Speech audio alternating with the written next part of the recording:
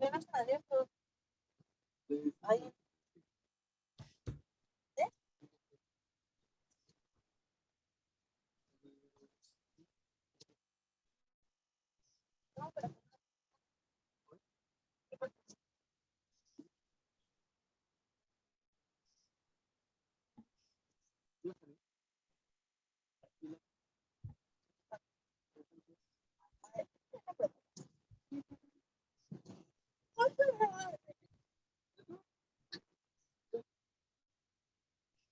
Otra vez no.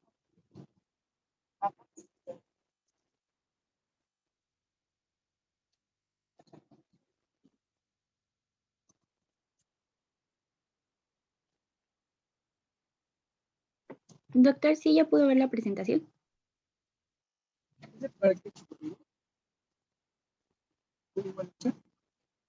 Es que su audio se escucha entrecortado. Ya, creo que ya está bien.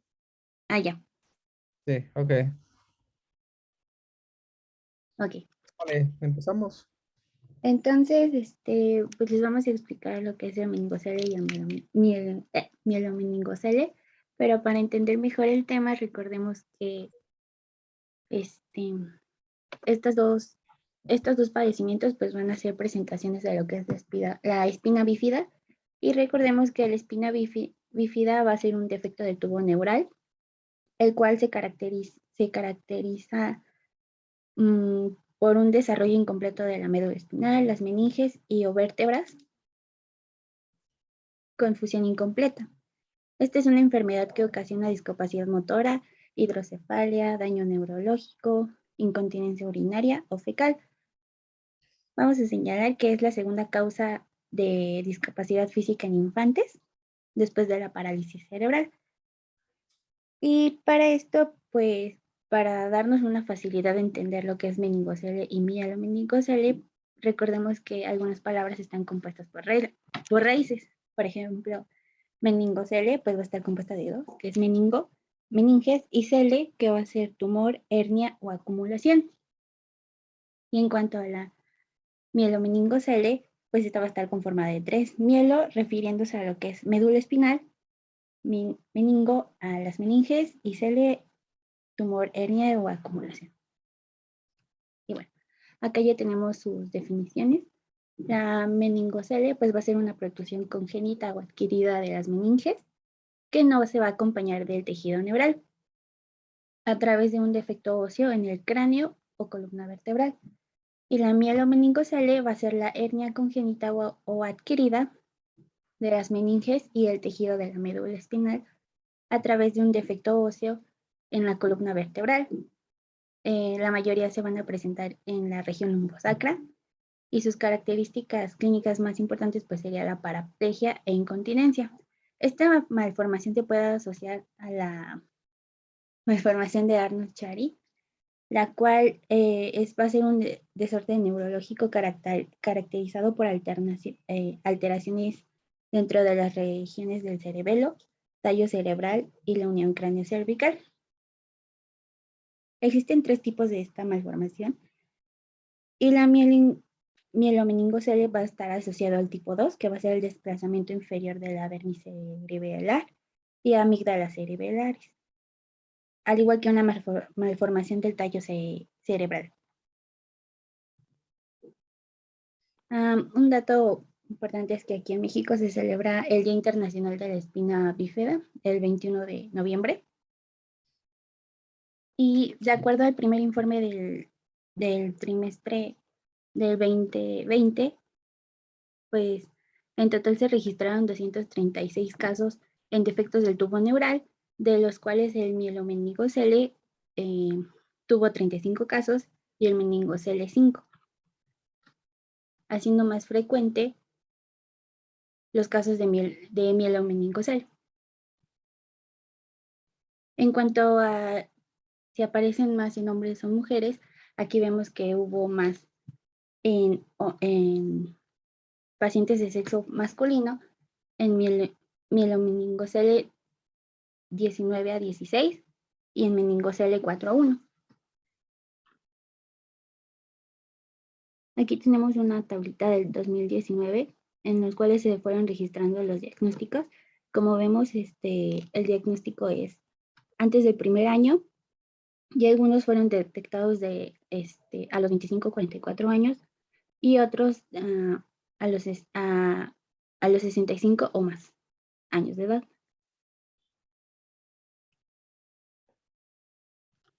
Y Sí, bueno, antes de que pases, perdón, nada más aclarar algo con lo de la epidemiología. sí, Es de que por ejemplo, lo que mencionaste en la diapositiva anterior, de que el Día Nacional bueno, el día de la espina bífida, ajá, la importancia que le dan a esto es porque por su incidencia, o sea, la parte epidemiológica, ¿no? sí, Más o menos aquí en México, la frecuencia, la incidencia, la prevalencia de esta enfermedad es de 2 más o menos alrededor de 2 en mil nacimientos. Entonces, es un padecimiento muy frecuente. Por eso le dan un día aquí por ejemplo, el Día Internacional de la Espina Bífida, por la importancia, porque es un padecimiento frecuente. Y también hay que tener en cuenta bueno, que en los casos que no se detectan son porque son espina bífida oculta. O sea, pacientes que pasan desapercibidos, ¿no? Que no tienen síntomas ni nada.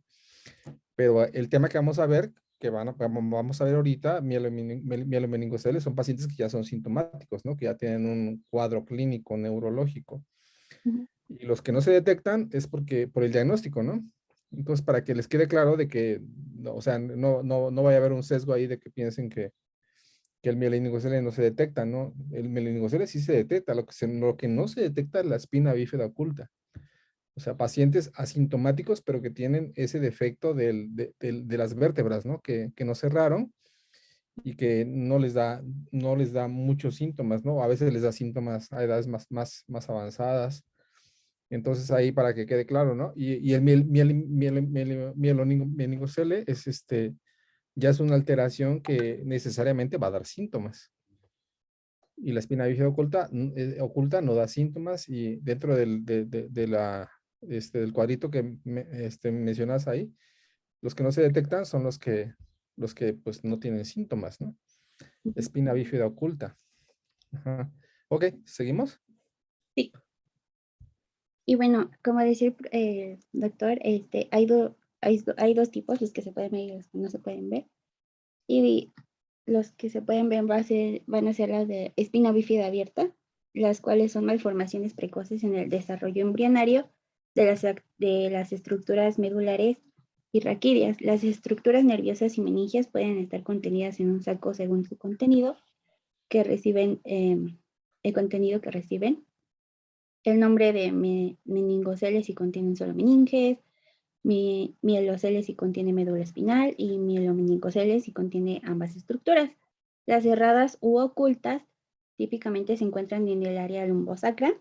Estos incluyen los senos dérmicos que no son visibles en la línea media de la piel que cubre el defecto, pero se puede ver áreas de hiperpigmentación y cúmulos de pelo o mechones. Aquí, por ejemplo, en espina bífida abierta tenemos la mieloquisis, la mielomeningocele, meningocele, lipomielomeningocele, y en espina bífida cerrada o oculta, el seno dérmico congénito. Aquí podemos ver un ejemplo. La médula anclada, diastematomielia, médula espinal lentida, lipoma lumbosacro y quiste neuroentérico. El cuadro clínico puede ser debido a muchos factores, entre ellos el principal está el déficit de ácido fólico, antecedentes de espina bífida en el primer embarazo, diabetes gestacional o diabetes mellitus tipo 1, obesidad materna durante el embarazo, la toma de algunos medicamentos como ácido retinoico, acetinofen, ácido acetilsalicílico, alcoholismo y tabaquismo maternos, que el embarazo sea en menores de 18 o mayores de 40 años, o sea, en embarazos de alto riesgo, multiparidad y pues en realidad muchos. El diagnóstico se hace al nacimiento y como dijo el doctor, en espina bífida oculta se puede tardar. porque son asintomáticos. Y digamos que el rasgo más característico va a ser el abultamiento sobre la espalda, sobre la columna de localización diversa, que puede ser lumbar, bueno, la principal lumbar, dorsal, cervical o combinaciones de estas. Ok, con relación a los tipos de niveles en donde se encuentran las lesiones, como ya mencionaba mi compañera, pues van a existir de diferentes lugares en donde se puede desarrollar. Sin embargo, las más frecuentes es a nivel o región lumbosacra y un poquito más arriba. Es por eso que ahorita vamos a abordar los niveles en donde se puede encontrar esta lesión y las manifestaciones clínicas y neurológicas que se presentan en cada una de ellas. La siguiente, por favor. Por ejemplo, vamos a tener el primer nivel o nivel alto que va desde T11 hasta T12, con características clínicas como por ejemplo parálisis de los miembros inferiores y también deformidades producidas por la falta de movimiento de estos miembros inferiores. También se puede encontrar de manera intrauterina un mal posicionamiento del feto, al igual que caderas en abducción y rotación externa, como se puede ver en la imagen de la derecha de abajo. Y también por esos mismos motivos, también se puede llegar a encontrar rodillas flexionadas y pie en equinovaro.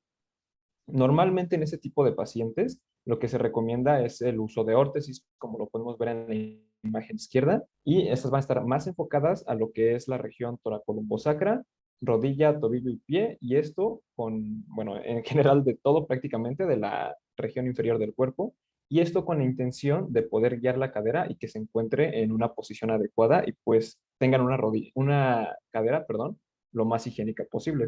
La siguiente, por favor. En cuanto al segundo nivel, vamos a tener el nivel medio, que va desde L1 a L3.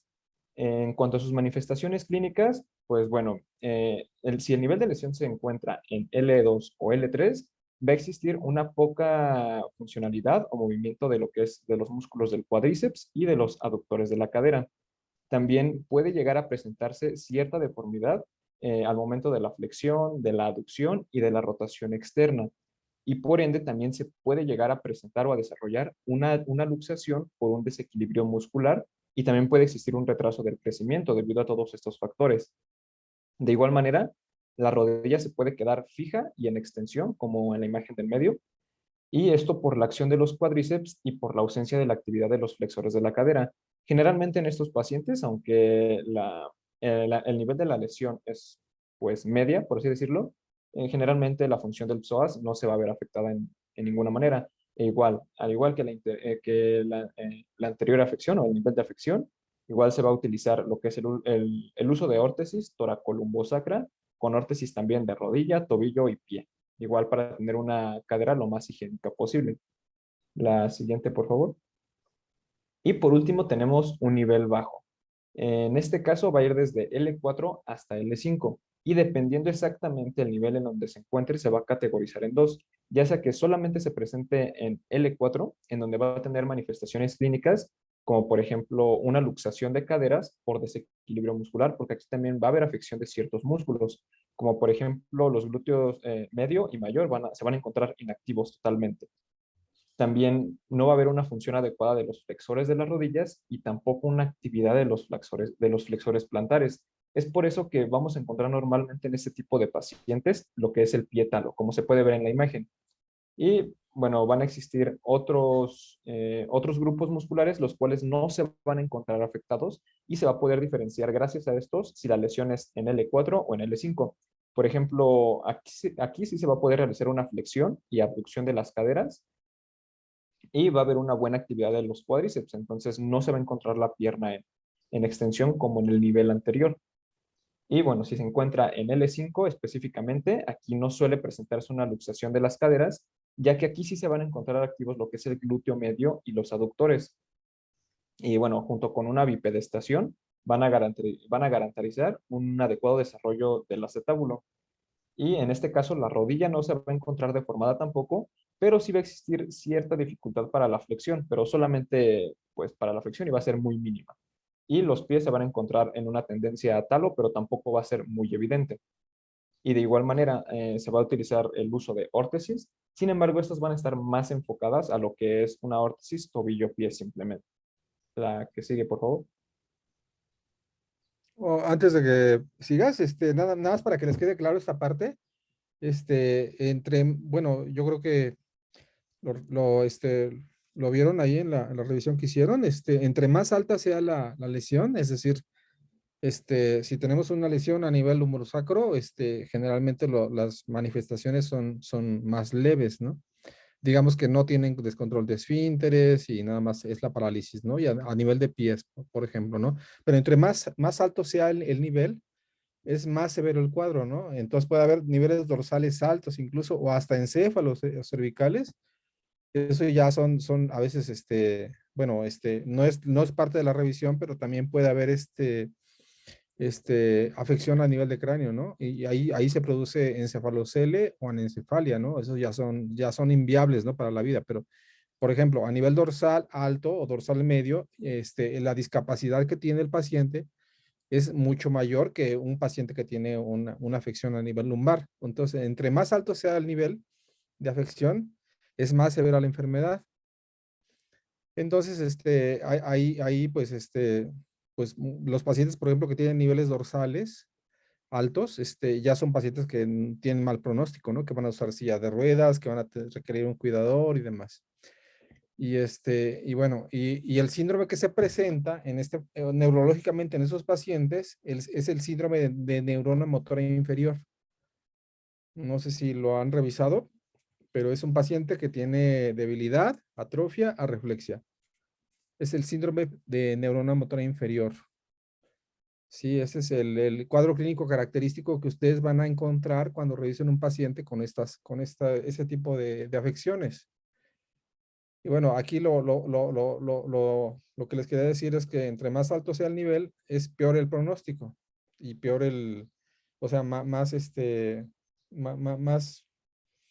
difícil la rehabilitación, entre más alto sea el nivel, ¿no? Porque ya va a incluir descontrol de esfínteres, va a incluir ya una paresia, así una parálisis como tal, una parálisis completa que el paciente no puede mover para nada, y con niveles más bajos puede haber paresias, o sea, puede haber cierto movimiento y eso ya es como que algo bueno, pues, porque la rehabilitación puede haber mejoría con la rehabilitación, ¿no? Pero niveles altos es de mal pronóstico.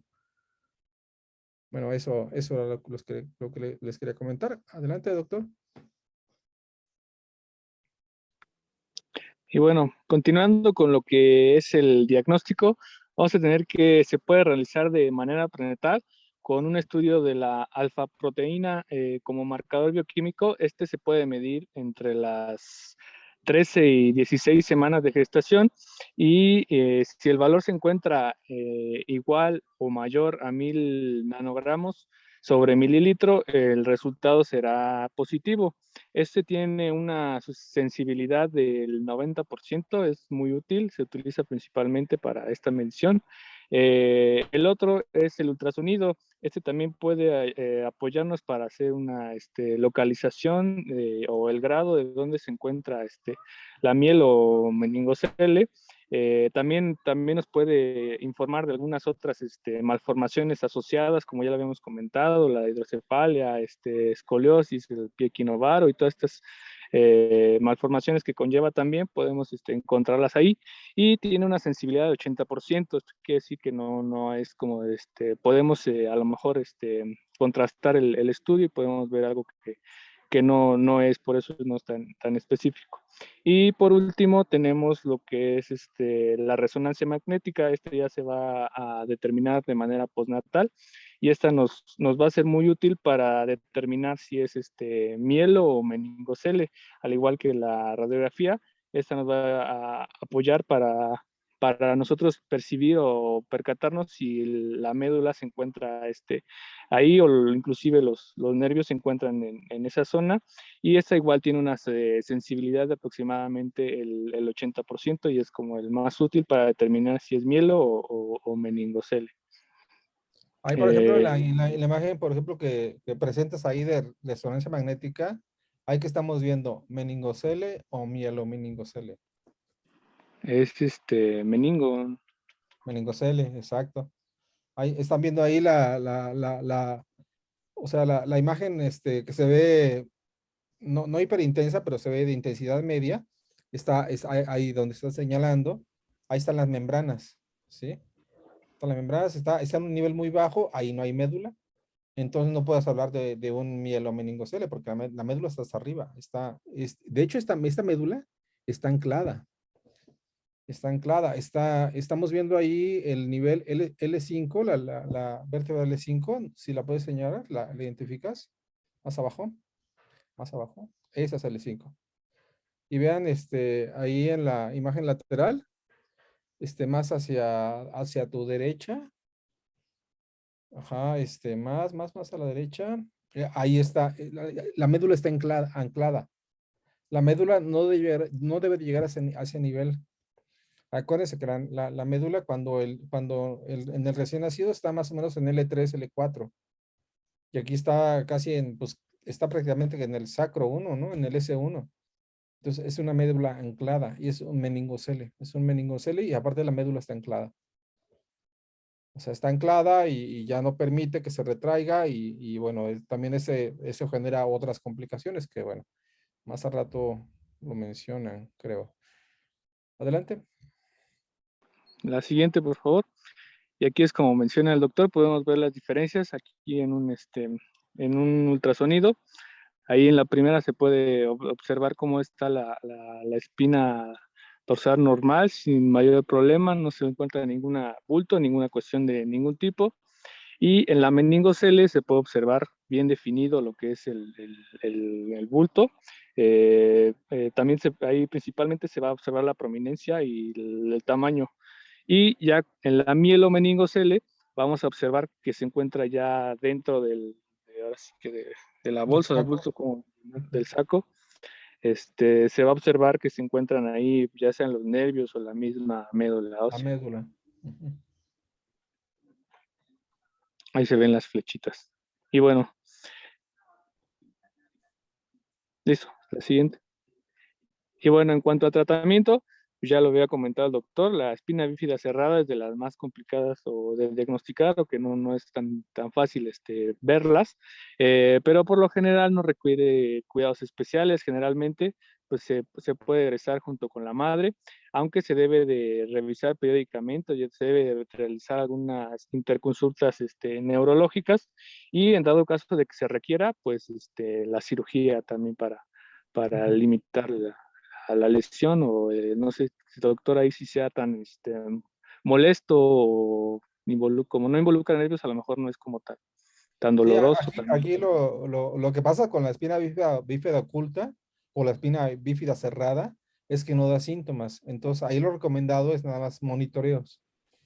Pueden ser cada año, pueden ser incluso no nada más indicarle al paciente que si tiene síntomas de parestesias o debilidad de los miembros inferiores, acudir a consulta para ver si esa espina bífida oculta está dando problemas. El paciente puede estar dado de alta y ya no verlo, pero sí indicarle, sí darle la indicación de que si siente, como tiene espina bífida oculta, está sujeto a complicaciones, que pueda haber complicaciones a mediano o largo plazo o puede no tenerlas en toda su vida, pero se les tiene que indicar, oiga, si tiene parestesia, si tiene debilidad de las piernas o alguna alteración, entonces inmediatamente acuda porque ya eso sería indicación incluso de cirugía, ¿no?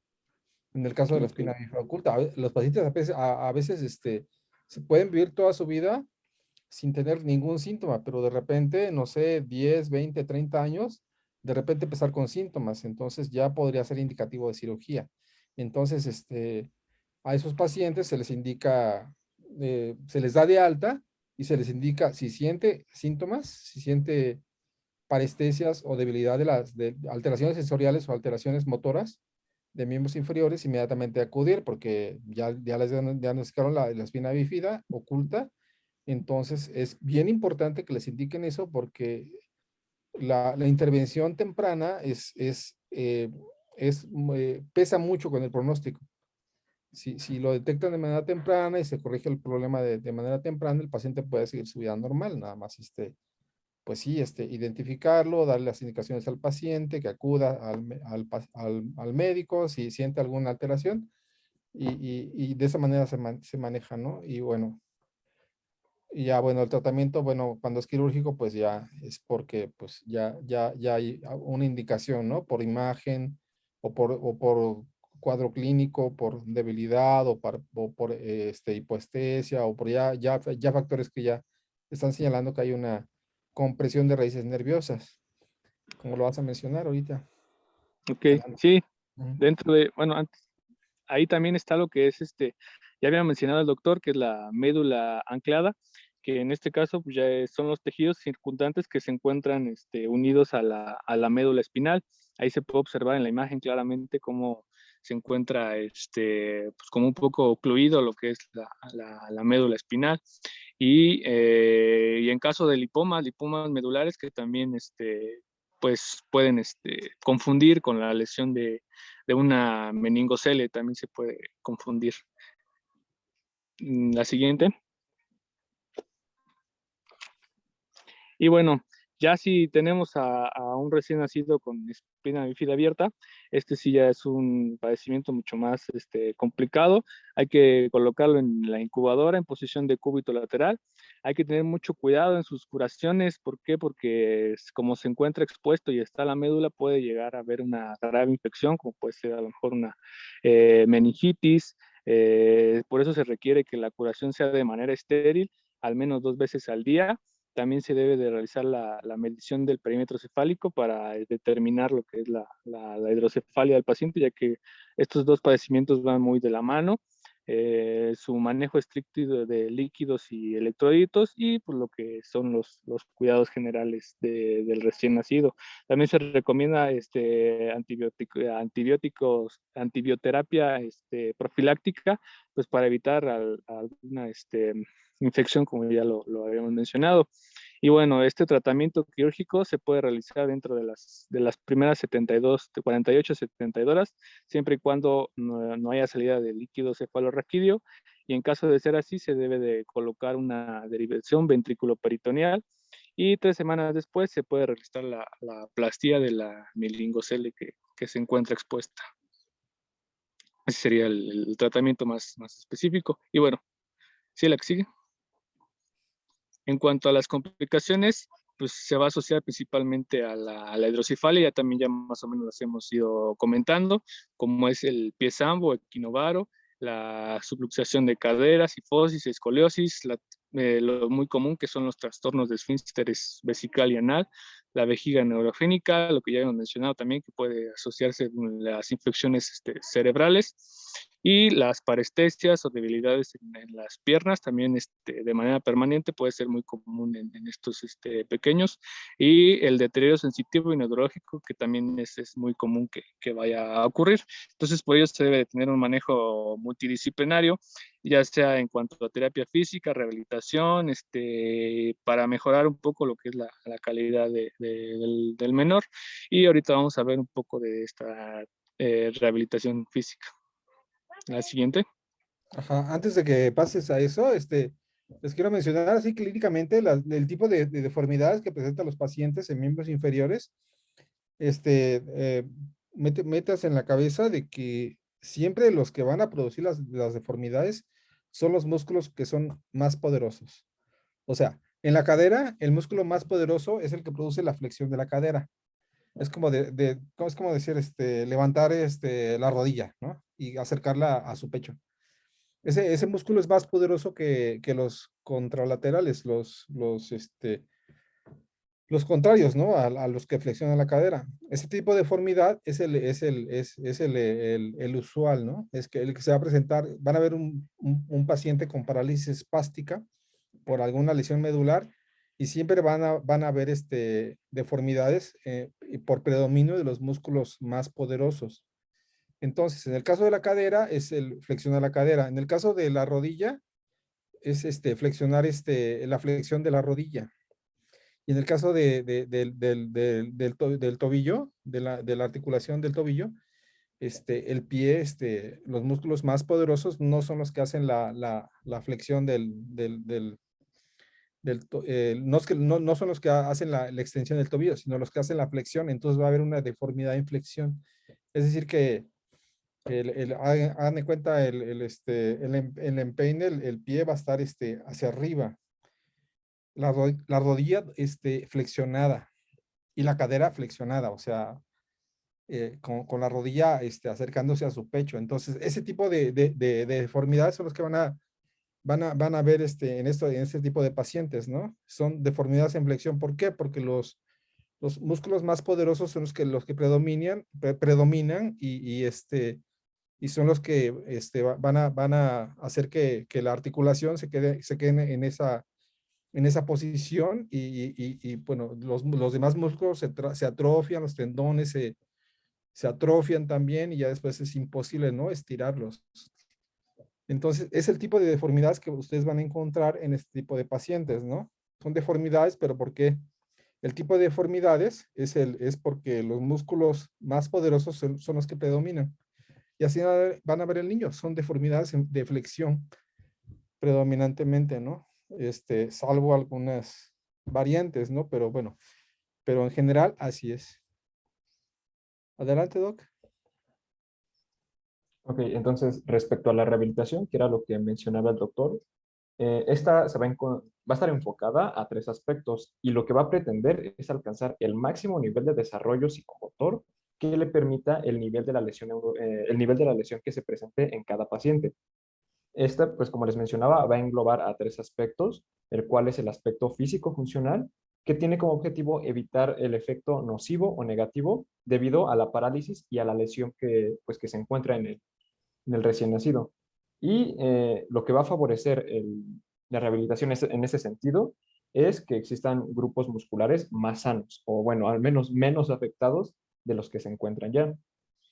Con relación al aspecto psíquico, su objetivo va a ser valorar la maduración del niño con relación o englobando a tres aspectos o tres áreas, que es la neurológica, la afectiva y la cognitiva, ya que vimos que se puede llegar a presentar hidrocefalia o alguna situación por el estilo que afecte el desarrollo psicológico, motor, cognitivo y neurológico de un recién nacido.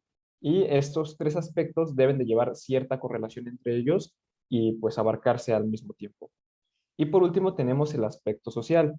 Este más que nada está involucrado a que los padres y los familiares en general del recién nacido tengan una adecuada convivencia y sobre todo que no exista una sobreprotección, ya que esto va a afectar, en lugar de hacerle un bien al neonato o al infante, por más que quieran cuidarlo y pues protegerlo de cualquier situación, pues esto va a evitar que tenga un desarrollo psicológico adecuado y también va a presentarse como un inconveniente a la hora de una adaptación escolar que pues no va a ser lo más adecuada posible. La que sigue, por favor. En general, la rehabilitación va a constar de 4 etapas y las 4 etapas van a abarcar un periodo de tiempo de aproximadamente 6 meses y ya después de los 18 meses, del año y medio, va a ser prácticamente de toda la vida de la persona. La primera fase va a constar de los primeros 6 meses de vida, que era lo que les mencionaba, y va a estar enfocada a cuidados posturales en la incubadora. Esto con un predominio de una estimulación del decúbito prono, para evitar que el paciente en sí pues, se lastime la zona de la lesión. También se van a realizar movilizaciones pasivas de los miembros inferiores y la confección de las férulas, que pues se van a utilizar más adelante. También se debe de fomentar el contacto del niño y los padres, inclusive aunque pues esté prácticamente muy pequeño, pero desde esta temprana edad se debe de fomentar este tipo de contacto. También se debe de cuidar lo que es el control cefálico y favorecer un cambio del neonato que sea espontáneo, que se encuentre de decúbito a una sedestación. Pero esto ya es un nivel un poquito más avanzado. En la segunda fase, pues ya va de los siguientes 6 meses de vida, es decir, desde los 6 hasta los 12 meses. Igual va a constar de movilizaciones pasivas, pero aquí ya no solamente de miembros inferiores, sino también de la cadera. Aquí ya se va a utilizar o se va a recomendar el uso de las férulas, pero con predominio nocturno, para que el paciente se vaya acostumbrando poco a poco a mantener una posición correcta de los pies. Y aquí se deben de facilitar patrones que faciliten las funciones del cambio de decúbito a que se ponga en sedestación, es decir, que se encuentre sentado a que se siente. No dejarlo que lo haga solito, sino que obviamente con la ayuda de los padres y pues que exista ya también un apoyo o reacción de apoyo con las manos y miembros superiores. Inclusive que ya fomentar un adecuado control del tronco y que exista un arrastre con los miembros superiores, es decir, que ya exista el inicio de un gateo. La que sigue, por favor. Con relación a la tercera fase, esta ya va a comprender de los 12, del año al año y medio de vida, e igual que las anteriores, va a constar de movilizaciones pasivas, ya un poquito incrementadas de nivel, por así decirlo, también para no ir acostumbrando a un solo nivel de movilización al paciente y pues sus músculos a final de cuentas no se atrofian. También se debe de estimular igual el control del tronco y la pedestación en este caso, pero con el uso de aditamentos, como por ejemplo puede ser una mesa inclinable o también estabilizadores, más que nada para que el paciente no se acostumbre nada más a que lo estén moviendo y él no haga nada, sino que se estimule a que él también realice movimientos por su cuenta y que de igual manera se acostumbre a estar en esta posición, es decir, estar en bipedestación. Y la última fase o cuarta fase ya va a comprender desde los 18 meses de vida en adelante al resto de su vida prácticamente. Y digamos que su intención de esta fase es que exista un entrenamiento para el uso de silla de ruedas para el paciente.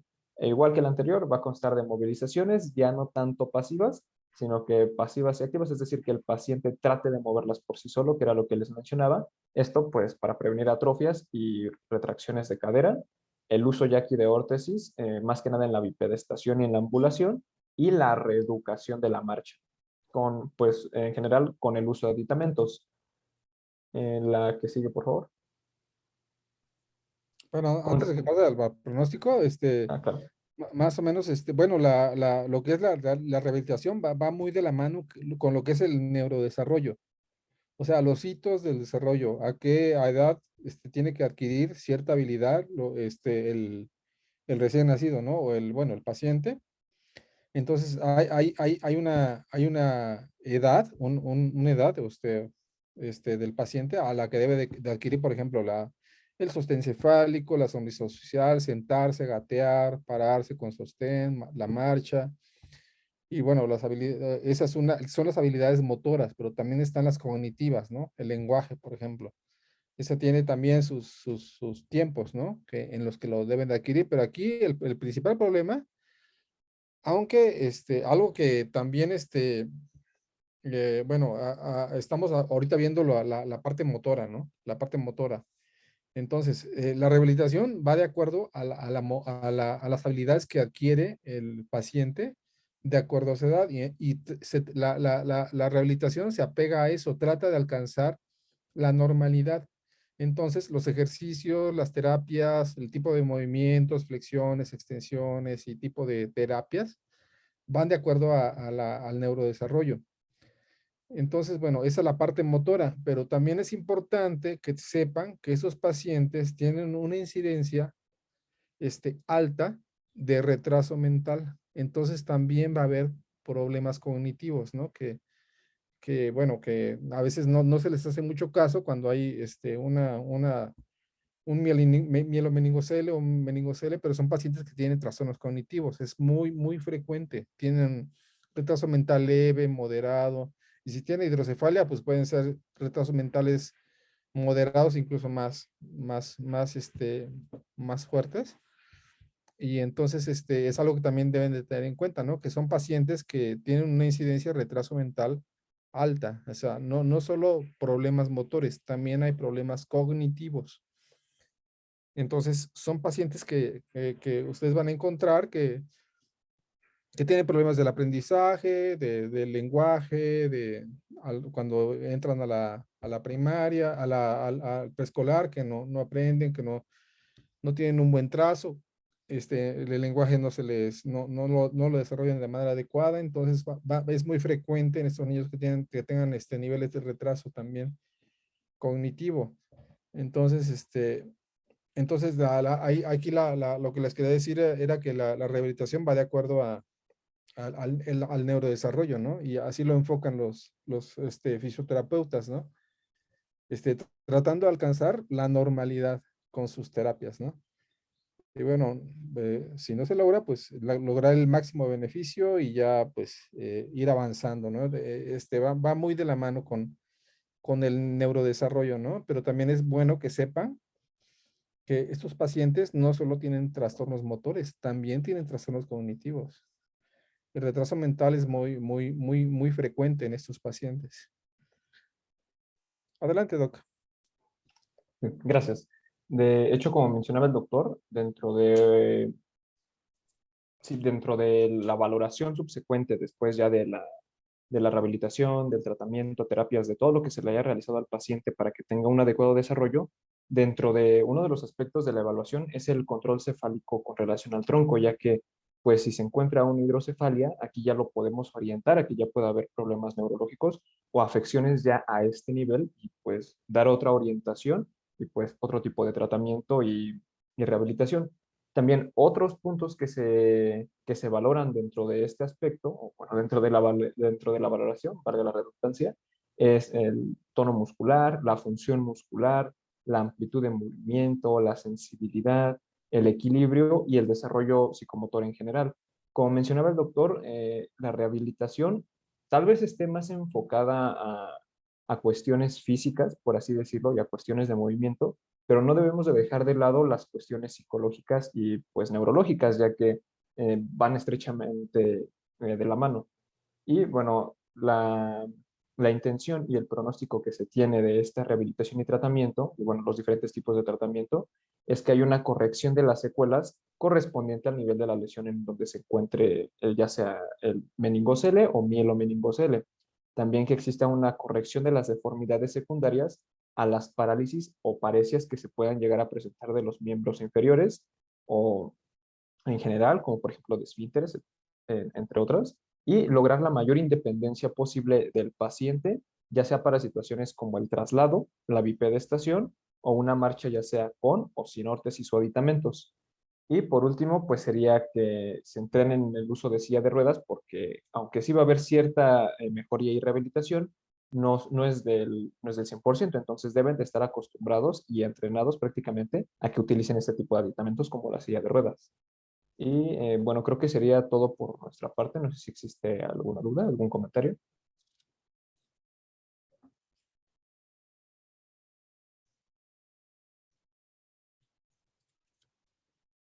Ok, ¿alguna duda, doctores?